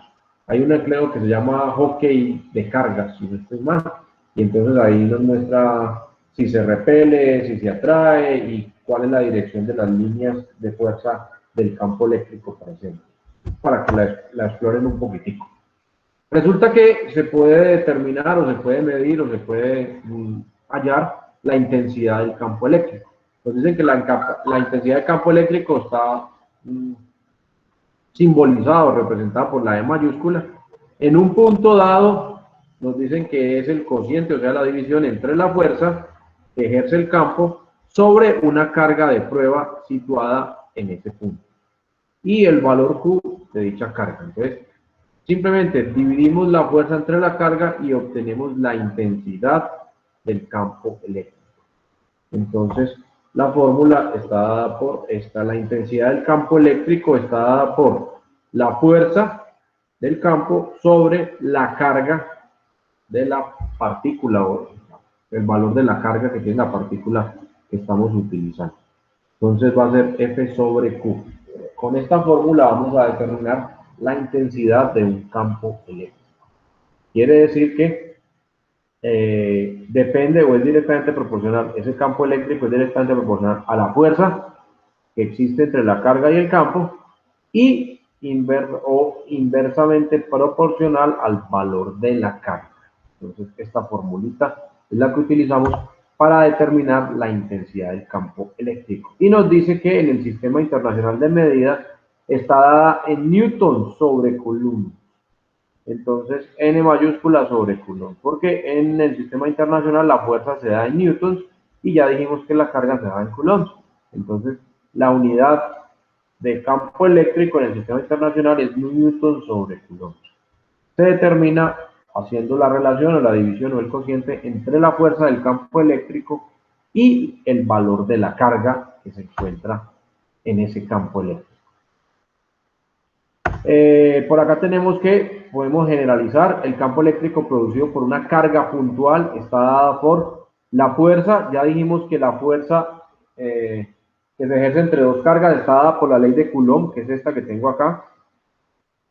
Y si vengo y reemplazo ese valor de la fuerza en la fórmula que acabamos de ver para calcular la intensidad del campo eléctrico, entonces simplemente cambiamos esta F por esta fórmula con la ley de Coulomb. Y simplificando y despejando vamos a llegar que la intensidad del campo eléctrico producido por una carga puntual está dada por K, que es la constante electrostática, multiplicada por Q, que es el valor de la carga, sobre la distancia que hay de la carga al campo elevada al cuadrado. Entonces, es lo que tenemos acá. Con esta fórmula entonces podemos determinar la intensidad o la fuerza de un campo eléctrico producido por una carga puntual. Acá nos dicen que el campo eléctrico creado por una carga Q en un punto P, ubicado a una distancia R, la misma, es directamente proporcional al valor de Q e inversamente proporcional a la distancia que los separa. Entonces, pues muy similar a la postulación de Coulomb, donde la fuerza era directamente proporcional a la carga e inversamente proporcional a la distancia al cuadrado. Aquí es básicamente muy similar, proporcional a la carga e inversamente proporcional a la distancia de separación de la carga a un punto determinado. Entonces, a mayor distancia, menor fuerza, menor campo eléctrico. A menor distancia, o sea, entre más próximo estemos a la carga, pues el campo eléctrico va a ser mayor debido a esa carga. Entonces, imaginémonos que acá en este espacio tengo una carga, entonces entre más cerquita esté de esa carga, pues mayor va a ser el campo eléctrico. Entre más lejos esté, pues menor va a ser esa intensidad del campo eléctrico producido por esa carga. Bueno, vamos acercándonos ahora sí, ya vamos terminando por el día de hoy, entonces hablemos de energía potencial eléctrica, ya vamos subiendo un poco más de lo microscópico y vamos amarrando conceptos acá. Entonces, inicialmente partamos del concepto de energía y tengamos en cuenta que un objeto puede almacenar energía debido a su posición con respecto a otro objeto. Entonces, el ejemplo más claro que tenemos es, por ejemplo, en las represas hidroeléctricas, donde el agua a cierta altura ya contenida posee una gran cantidad de energía potencial. Esa energía es debida a su altura con respecto a la caída. Entonces, ese tipo de energía se llama energía potencial. Que en el momento en que se suelta el agua, digamos que abrimos la compuerta de la represa, deja de ser energía potencial y se convierte en energía cinética, porque ya está en movimiento. Entonces, mientras que la represa está cerradita, su compuerta, tenemos una masa de agua ya quietica con una gran cantidad de energía potencial, porque está a una altura considerable de abajo donde están las turbinas. Hablemos de una hidroeléctrica entonces. Y cuando se abre la compuerta, entonces esa energía potencial se convierte en energía cinética porque empieza el movimiento. Y a medida que va cayendo, pues va más rápido, la caída va más rápida, el agua va cayendo más rápido. Esto pues debido a la fuerza de la gravedad, ¿no? Y se convierte entonces esa energía potencial a energía cinética, que después llega a las turbinas o a las hélices de las turbinas de la hidroeléctrica y genera un movimiento, bueno, y allá hay una transformación de energía. Entonces, lo mismo pasa, eso mismo sucede con los campos eléctricos. Entonces, una carga genera un campo eléctrico o está inmersa en un campo eléctrico y dependiendo del valor de la carga, entonces tenemos una energía ahí contenida o retenida, una energía que se ahí, que se denomina energía potencial eléctrica, y que cuando se empieza a liberar esa energía, entonces deja de ser energía potencial y se convierte ya en energía en movimiento. Ya cuando hablamos de electricidad, pues se convierte en corriente, porque ya va a haber un movimiento de electrones. Y cuando se produce ese movimiento de electrones, entonces se está transformando esa energía potencial que se tenía en el campo eléctrico por un movimiento, una energía cinética que se llama simplemente corriente eléctrica. Entonces, es el principio, es el concepto para poder hablar de potencial eléctrico. Entonces, nos dice que cuando trabajamos con partículas cargadas en campos eléctricos, es más conveniente considerar la energía potencial por unidad de carga y a este concepto se le denomina potencial eléctrico. Entonces, acá ya estamos metiéndonos en el cuento del voltaje, en el cuento de la corriente y del voltaje. Acá estamos hablando del potencial eléctrico. Entonces, nos dice que el potencial en un punto del campo eléctrico es la energía potencial de la unidad de carga positiva en ese punto. Tenemos una carga introducida o que tiene pues en su entorno un campo eléctrico y de ella se tiene una energía potencial eléctrica. Entonces, el potencial en un punto determinado en ese campo está dada por esa carga que decíamos ahora con la fórmula. Y ese potencial eléctrico se expresa matemáticamente como V. Entonces ya vamos llegando a los voltios, al voltaje. V, que es igual a la energía potencial sobre la carga. En este caso, pues la energía potencial de la que estamos hablando es la energía potencial eléctrica. Entonces, la fuerza, por decirlo así, que tiene una carga que genera un campo eléctrico para ejercer sobre otras cargas, sobre otras partículas. Aquí nos está dando que la unidad de potencial eléctrico en el sistema internacional se denomina el voltio, se representa con la V, y equivale a un julio sobre coulomb. ¿Por qué a un julio? Porque la energía en el sistema internacional de medidas se determina o está en su unidad, es el julio. Y la carga, pues es el coulomb. Entonces, pues nada, un voltio simplemente es un joules sobre un coulomb. Dice que un voltio representa el potencial que existe en un punto en el que al colocar una carga de un coulomb adquiere una energía potencial de un joule. Entonces, un voltio no es nada más que un joule sobre un coulomb. Y se representa con la V. Y acá ya estamos hablando de voltios, que es una palabra más común, más cotidiana para ustedes, cuando nos referimos al voltaje o a la diferencia de potencial eléctrico entre dos puntos. Es lo mismo. Entonces acá ya vamos llegando a ese tipo de generalización. Entonces, finalmente, para calcular el valor del potencial eléctrico V en cualquier punto que se encuentre a una distancia R de una carga Q, tenemos la siguiente fórmula. Ese potencial eléctrico es igual a la constante electrostática K multiplicada por la carga y dividido entre el radio. Entre el radio o entre la distancia pues que separa la carga del campo. Tengan en cuenta, muchachos, que aquí ya la distancia no está elevada al cuadrado, para que no van a confundir con la otra de ahora rato. Acá la distancia es básica. Pero igual ese potencial eléctrico es directamente proporcional a la carga e inversamente proporcional a la distancia. Ya no la distancia al cuadrado, sino simplemente a la distancia.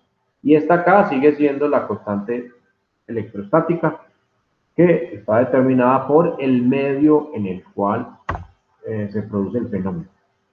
Cuando tienen varias cargas eléctricas y se desea calcular el potencial eléctrico en un punto determinado de ellas, pues simplemente se hace el análisis individual y luego se suma. Y listo. Entonces, queremos saber o determinar el potencial eléctrico en un punto P cualquiera, debido a varias cargas, a una carga 1, a una carga 2, a una carga 3, pues simplemente se determina el potencial eléctrico debido a cada una de esas cargas y los resultados se suman. Entonces aquí sería, el B1 sería igual a la constante electrostática por la carga 1 sobre la distancia 1. Esta es la distancia que separa esa carga del punto donde está analizando el potencial eléctrico. El potencial 2 sería la constante electrostática multiplicado por el valor de la carga 2 sobre la distancia de la carga 2, la distancia que separa la carga 2 del punto donde está midiendo el potencial eléctrico. Y así para cada una de las cargas que existan en ese medio. Simplemente se suman los valores y se obtiene el valor del potencial eléctrico. Y para llegar y concluir y rematar, voltaje. Entonces, esta sí lo conocemos, voltaje o tensión. Así lo conocemos nosotros, también se denomina como diferencia de potencial. El voltaje, ese que decimos que tenemos ahí en el tomacorriente, en el enchufe, ahí en la salida del transformador o en la salida del contador eléctrico en nuestra casa, esa diferencia de potencial, también llamada voltaje o tensión. Entonces, en términos prácticos, pues no es tan importante conocer esa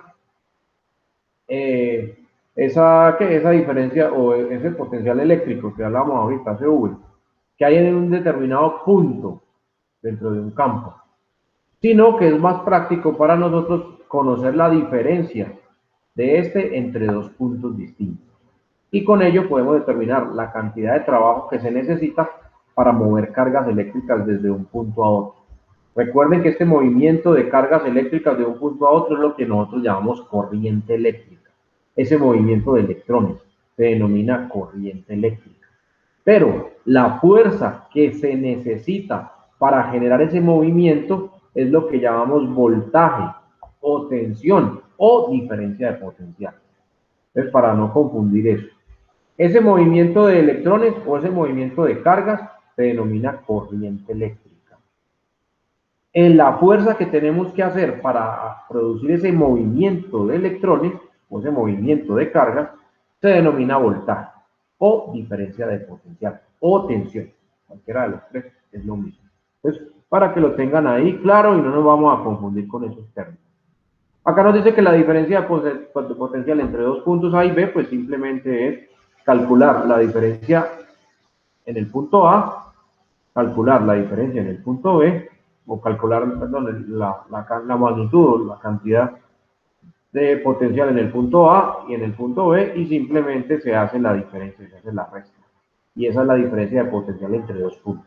Entonces, si usted coloca su multímetro en el enchufe en las dos terminales de tomacorriente y lo coloca entonces en modo corriente alterna, porque lo que tenemos ahí es corriente alterna, usted va a ver que en los dos terminales o en las dos huequitos, pues en las dos ranuras del tomacorriente, va a encontrar una diferencia de potencial de aproximadamente 110 voltios.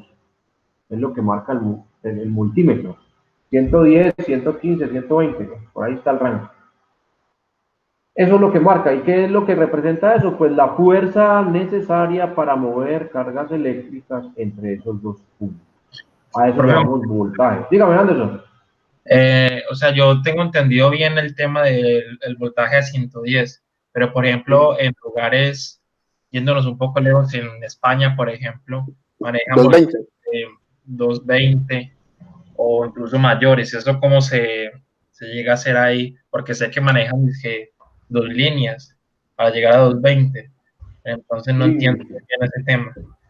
Listo, entonces miremoslo, bueno, terminemos con eso entonces. Entonces, resulta y acontece que teniendo en cuenta lo que es el voltaje, ¿no? Que es la fuerza que tenemos que hacer o el trabajo que tenemos que hacer para producir ese movimiento de carga. Entonces, ya por convención o por acuerdo, en el caso de Europa o en el caso de Estados Unidos, ellos manejan 220 voltios de diferencia de potencial o de voltaje para el funcionamiento de sus componentes o de sus aparatos eléctricos.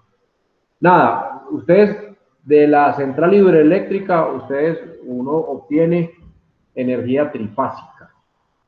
Uno tiene 3 hilos, cada hilo de 110 voltios, ¿no? Trifilar. Bueno, mentira, de la energía de la hidroeléctrica, pues el voltaje que viene es supremamente grande, pero viaja por 3 líneas, se maneja por 3 líneas de tensión y un neutro, que es la cuarta línea que tenemos ahí. Los voltajes que vienen de la hidroeléctrica, pues depende de la capacidad que tenga ella y a medida que va viajando y va llegando a las ciudades, entonces se va convirtiendo. Entonces, digamos que llegamos de la central de no sé dónde, de la EPSA ubicada en Yumbo y llegó acá a la estación de Caracolí, por ejemplo, que es una subestación eléctrica. Entonces, hay unos transformadores, esos transformadores convierten o reducen más bien el nivel del voltaje. Entonces ya no tengo 13,000 y pico de voltios que vienen por esos cables gruesos, sino que en esos bancos de transformadores nos los convierten a unos niveles más pequeños, más bajos, pues, que son los que viajan por los postes de energía común y corriente. Esa energía que llega al transformador que hay en el poste de su casa, entonces llega por 3 líneas, porque es trifásica, son 3 fases que se manejan, y un neutro. El transformador del poste la transforma o la convierte o la reduce a 110 por cada línea. Entonces, en nuestro entorno o bueno, Latinoamérica maneja 110 voltios, quiere decir que maneja una sola línea, porque cada línea tiene 110 voltios. Entonces, nuestras conexiones eléctricas internas, pues en las casas, manejan una línea y el neutro. Entonces, ahí tenemos 110 voltios. En Europa y en Estados Unidos manejan 220 voltios como diferencia de potencial. Entonces, ellos en sus instalaciones eléctricas manejan 2 líneas de esas de corriente, 2 líneas. Nosotros manejamos una sola. Pero aquí hay algunas, sobre todo en la industria, que se maneja energía trifásica, porque hay muchos motores que son trifásicos. Entonces, ahí se manejan las 3 líneas que me bota el transformador. Entonces, me maneja energía trifásica. Entonces, cada línea me genera 110 voltios. Cuando metemos las 3 líneas en el dispositivo o en la red eléctrica interna, pues tenemos 330 voltios de diferencia de potencial. 330 voltios. ¿Qué pasa? Pues que cada línea maneja una cantidad o una mayor cantidad de trabajo posible para mover corriente. Sabe que a mayor cantidad de voltios, pues mayor fuerza vamos a tener para mover electrones. Por lo tanto, pues podemos tener una corriente mayor, una corriente más grande, o sea, un flujo de electrones más grande. Para nuestros aparatos eléctricos, para nuestros aparatos electrónicos, con los 110 voltios es más que suficiente para el funcionamiento de. Pero miren que hay algunos aires acondicionados, por ejemplo, que manejan 220 voltios, porque el motor que tiene el condensador, entonces necesita una gran cantidad de corriente. Ven que ese tipo de dispositivo para el hogar, entre comillas, no maneja o consume, tiene un alto consumo de energía, debido a que consume una gran cantidad de corriente eléctrica. Entonces, muchos de esos motores vienen a 220 voltios porque con 110 se quedan corticos.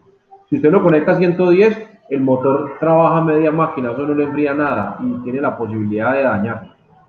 En Europa manejan 220 por convención, y en Estados Unidos también. En nuestra parte del mundo manejamos 110 voltios, 110 voltios. No es más, Pero simplemente en por este convención. caso del manejo de los 220 voltios, o sea, no entiendo el funcionamiento. En el caso de manejar 220, usted dice que manejamos 2 líneas de 110. Sí, en la Entonces, conexión sí, son dos líneas de 110 que metemos a la red eléctrica interna. pero entonces seguimos manejando igualmente neutro, ¿no? O sea, Sí, manejamos claro, tenemos el bueno, en neutro. este caso, 4 líneas. Con En la, neutro. en la trifásica manejamos 4 líneas, las 3 fases y el neutro, exactamente. En la de 2 fases, bueno, en el 220 manejamos las 2 líneas y el neutro. Y en la de 110 manejamos la línea y el neutro. En cualquiera pues, como lo vayamos a manejar, manejamos el neutro. Pero Y, entonces, dígame. conectaríamos, por ejemplo, para conectar un enchufe, por ejemplo, Sí. conectaríamos 2 líneas y eso no se volvería a una sola línea. O sea, es que no acabo de entender muy bien el funcionamiento de las. No, porque cada línea tiene un conector distinto, cada línea tiene un conector diferente. Por Sí, ejemplo, si usted mira nuestros tomacorrientes, entonces nuestro tomacorriente tiene 2 paticas y un huequito, ese huequito es el del polo a tierra. la Una tierra. patica es por donde viene la línea y otra patica es por donde viene el neutro. Si manejamos 2 líneas, pues lógicamente ese tomacorriente no me sirve. Necesitamos 2 líneas, entonces necesito 2 conectores de línea y necesito un neutro. Lo que pasa es que en algún pesco, cuando necesitamos 220 acá, usamos los mismos tomacorrientes y no ponemos el neutro, sino que colocamos las 2 líneas. Y se la juegan así, ¿sí me entiendes? Colocan las 2 líneas vivas y no se pone la línea del neutro. Eso hacen algunos eléctricos cuando hacen la conducción, ¿no? Pero si Pero, ustedes, por ejemplo, si ustedes miran los switches, bueno, cuando nos traen, por ejemplo, un aparato de 220 de otra parte, miren que ya el conector no nos funciona, pues a ese conector aquí no sirve. Toca comprarle un adaptador para poderlo conectar a los 110. Por la disposición de sus patas, ¿no? Por la forma de sus patas y la disposición de sus patas. Profe, y ahí, Ya te doy la palabra, Guata. Anderson, me iba a preguntar algo más. sí, pero eso de que pues yo con mi papá manejo esas cosas y que he Sí, visto que, por ejemplo, trae para conectar 2 fases o conectar dos neutros o un tierra normalmente, a veces trae dos sí, tierras, pocas veces. Pero entonces, en ese caso, para conectar 220 conectaríamos 2 de 110 en cada lugar para colocar la fase. sí, O, sí, no las va a meter todas al mismo punto, ojo, que en cada punto coloca una línea. ¿Ves? En un punto coloca el 110 y en el otro punto coloca los otros 110. Y si tiene la otra, pues coloca el neutro ahí. pero, por ejemplo, porque son cables distintos, supongo yo, Sí, claro, sí, son cables distintos, son cables diferentes, claro. porque conecto dos de línea, pues se suman, bueno, se suman no sé, se multiplicaría, no sé qué haría ahí. No, se suman, claro, se suman, por eso tenemos 220, porque cada cable trae 110, se suman. Pero cada cable es independiente, ¿no? Cada línea es independiente, cada línea de 110. Entonces, en la Entonces, salida, en la salida cable- vamos a tener la suma de los dos, que me va a dar 220 voltios. entonces pegando 2 cables de 110 Tenemos o 220. 220 y Ajá. Y pegando las 3 líneas que vienen del transformador. Bueno, cuando uno necesita trifásica, hay que decirle al de las empresas que me saque las 3 líneas del transformador. Porque si es normal residencial, nos tiran solamente una línea y el neutro. Pero si ya necesito trifásica o necesito 220, toca solicitar para que me traigan las otras líneas desde el transformador. Guata, ¿qué me ibas a decir, Guata? pero lo que yo quería preguntar era algo similar ahí, y usted lo tocó ahorita, los electrodomésticos o digamos los equipos que instalen o están organizando, digámoslo, en los otros países de 220, si se traen para acá a funcionar a 110 y luego lo llevamos otra vez para 220, ¿tiene algún problema? O digamos los portátiles, los adaptadores sirven para eso. En esa parte ahí no lo he entendido. ¿Por qué? Porque he escuchado y me ha pasado también de equipos que me llevo de acá para otro lado y se dañaron por qué oye motivo y de allá para acá funcionan y de un momento a otro también dejan de funcionar o así. Sí, a mí a me veces, pasó a veces, con a computadores. veces, ¿a Anderson le pasó? Sí, me pasó porque pues nosotros cuando vinimos de España traímos computadores o dispositivos de allá y usamos un transformador y ya, pues se transformó así. Exacto. Sí, entonces hay que tener en cuenta, si los pego directos, vamos a tener el riesgo de poder dañar los equipos, Guata. Algunos aparatos, sobre todo los electrométricos comerciales, pues traen ahí el switchecito. Por ejemplo, mire la fuente de una torre de computador. Ahí le da para mover un switchecito atrás para 220 o para 110. Eso es para evitarse lo que me está diciendo Anderson. Porque yo traigo un aparato que funciona a 220 y lo voy a conectar aquí a 110, seguro que lo estoy perjudicando. Entonces, ¿qué toca hacer? Comprar ese adaptadorcito, es un transformadorcito, un elevador de corriente de voltaje que me convierte esos 110 a 220 y poder conectar el aparato sin ningún problema y no me va a presentar inconvenientes. Porque si lo pego así como usted dice, le va a pasar eso. Tarde o temprano termina dañándose, sea de aquí para allá o de allá para acá. Entonces, si es un dispositivo que trabaja 110 y llego allá con él y lo voy a conectar a 220, necesito tener el adaptador que me reduce de 220 a 110. Y si es un dispositivo que traigo de allá que trabaja a 220 y lo voy a conectar aquí en 110, necesito comprar el elevador que me convierte esos 110 a 220 y poderlo trabajar sin ningún problema. Porque si no, se corre el riesgo de que el dispositivo se dañe, de que el dispositivo pueda presentar fallos. Entonces hay que tener cuidado con eso, porque como son dispositivos electrónicos, pues las partes o sus componentes funcionan con ciertos niveles de voltaje de polarización. Entonces, no es lo mismo tener 110 que tener 220. Ahí estoy duplicando la capacidad o la fuerza o el trabajo que podemos hacer ahí. Entonces, tarde o temprano los componentes se empiezan a dañar, se empiezan a deteriorar. Entonces hay que tener mucho cuidado con eso. Ah, ya. Y la otra, profe, en los postes de energía, ¿cuántas líneas? Bueno, o sea, estamos hablando nuevamente de las líneas. Si en el caso de la unión, no sé cómo es el proceso ahí de la unión de ese, digamos, de la principal, de lo que viene para repartir a las casas, ¿qué los convierte? O sea, ¿es el transformador el que hace ese cambio de 220 a 110? ¿O qué es lo que hace? Se lo digo porque por acá, por la cuadra, hace aproximadamente 20 días o algo así, pasó eso. Resulta que de un momento a otro me mandaron el mensaje de que desconectara todo, que estaba todo a 220. Los de la energía llegaron en horas de la tarde, se subieron al poste y revisaron y era que estaba sulfatado, que es que lo de la fase, lo del neutro, no sé si era el convertidor, no sé cómo fue, solo dijeron que era la fase que estaba como sulfatada con los neutros.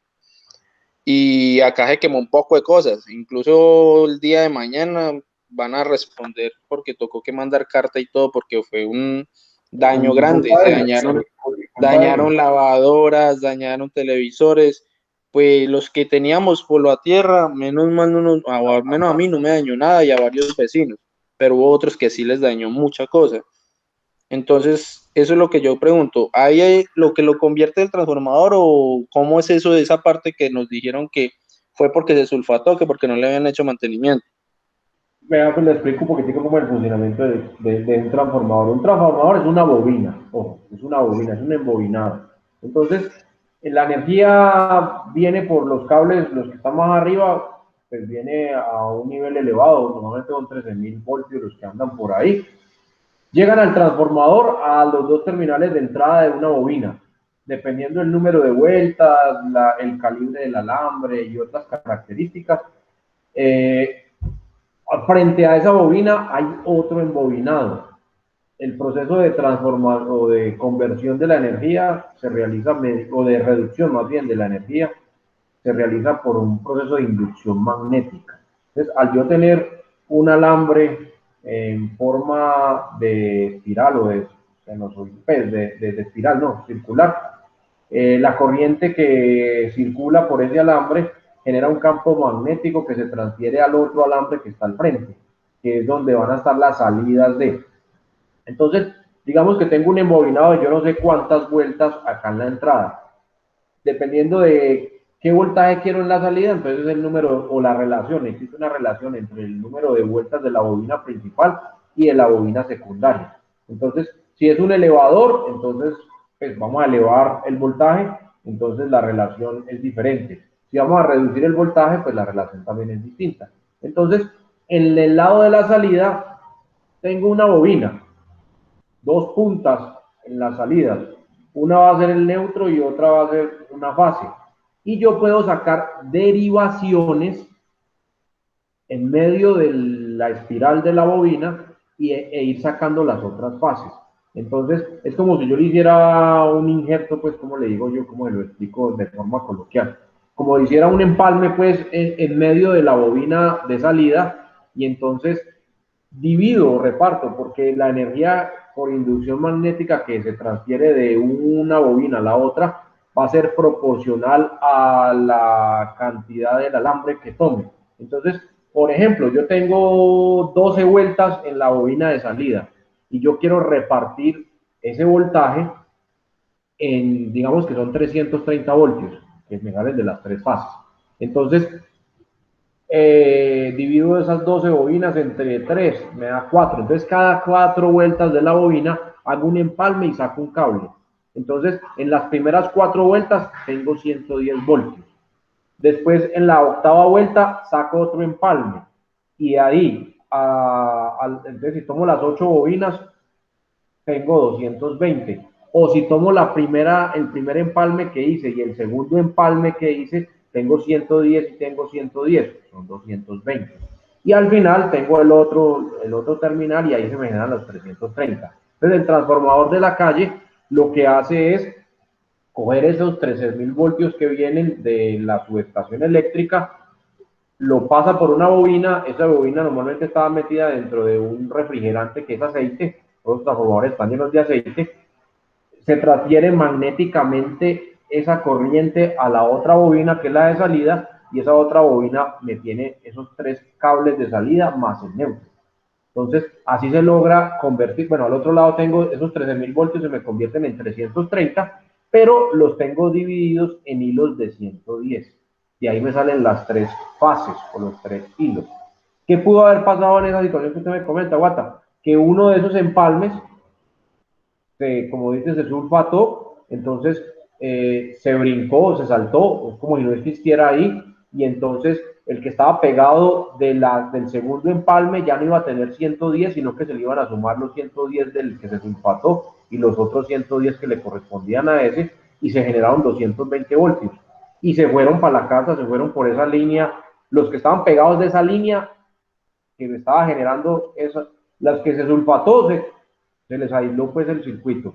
Pero los otros que estaban pegados de la de 200, la segunda línea o el segundo empalme, se les fueron esos 220 para la casa y acabó, bueno, muchos de nuestros electrodomésticos son sensibles a eso si no tienen protección a tierra. Y normalmente las casas antiguas no tienen protección o polo a tierra. Esas instalaciones eléctricas no se contemplaba eso. Eso es muy reciente, entre comillas. Entonces, pues los electrodomésticos convencionales, las lavadoras, las neveras, los televisores, simplemente se queman.